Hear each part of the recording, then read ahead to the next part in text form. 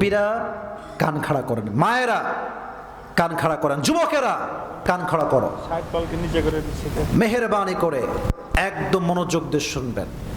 যখন আপনার রুহকে বের করা হবে, হাদিসে আসছে একটা জীবিত ছাগলকে জাবেহ না করে তার চামড়া কেউ যদি চাকু দিয়ে টেনে হিচড়ে ছিঁড়ে ফেলে, ওই ছাগলটার যেই পরিমাণ কষ্ট হয় তার চাইতে কমসে কম 70 গুণ বেশি কষ্ট দিয়ে বেনামাজির রুহকে কবজ করা হবে।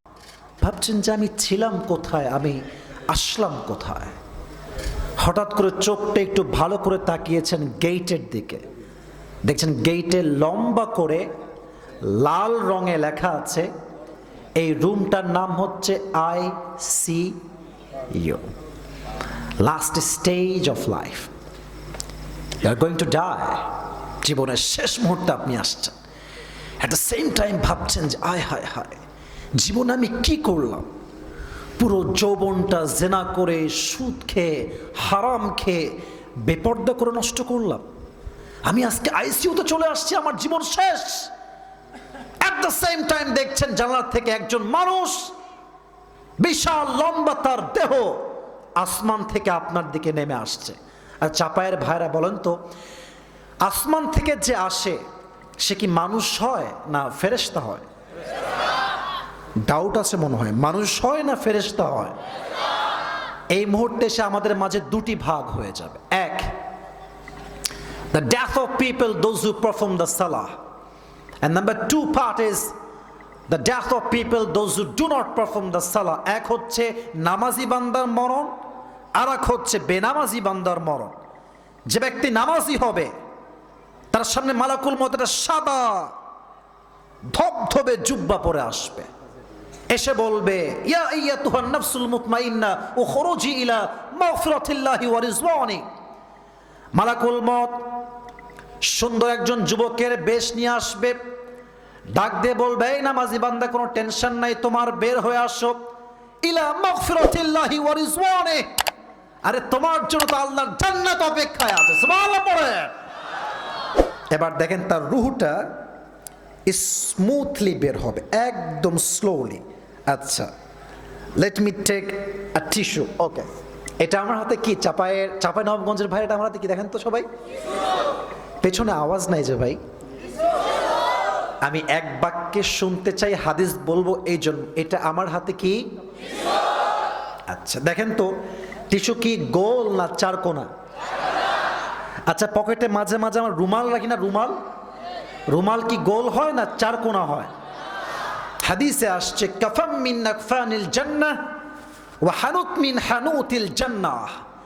নামাজি বান্দার রূহকে কবজ করবার জন্য আল্লাহ তাআলা জান্নাত থেকে একটা লাল রেশমি রুমালের কাপড় ফেরেশতার মাধ্যমে দুনিয়াতেই পাঠাই দিবে। সুবহানাল্লাহ পড়ে।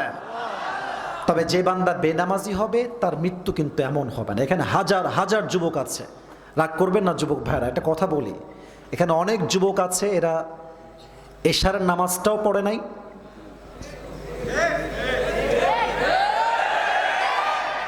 এরা ফজরটাও পড়বে না। এখন বলবেন হুজুর মাহফিল দিয়ে তোর লাভ কোথায়? আছে লাভ। যদি একজন যুবক আজকে ফজরের নামাজ থেকে জামাত শুরু করে দেয়, একজন যুবক নামাজি হয়ে যায়, আজকের মাহফিলটা সফল হয়ে যাবে। ঠিক কিনা বলেন? বেনামাজি বান্দার সামনে মালাকুল মউত যখন আসবে, তার এই দেহের ড্রেস হবে, এটা কিন্তু মুখস্থ করতে হবে, ব্ল্যাক ড্রেস হবে। কি? ব্ল্যাক। আচ্ছা, এই যে হাত, এটা হচ্ছে আমার স্কিন, আমি হচ্ছে শ্যাম বর্ণের মানুষ। এই যে মালাকুল মউতের যেই হাতের চামড়া বা দেহের কালার, এটা হবে ব্লু কালার, নীল। তার চোখ হবে নীল, তার এক পা থাকবে জমিনে, আর হেড থাকবে আকাশ বরাবর, বিশাল লম্বা মাথা।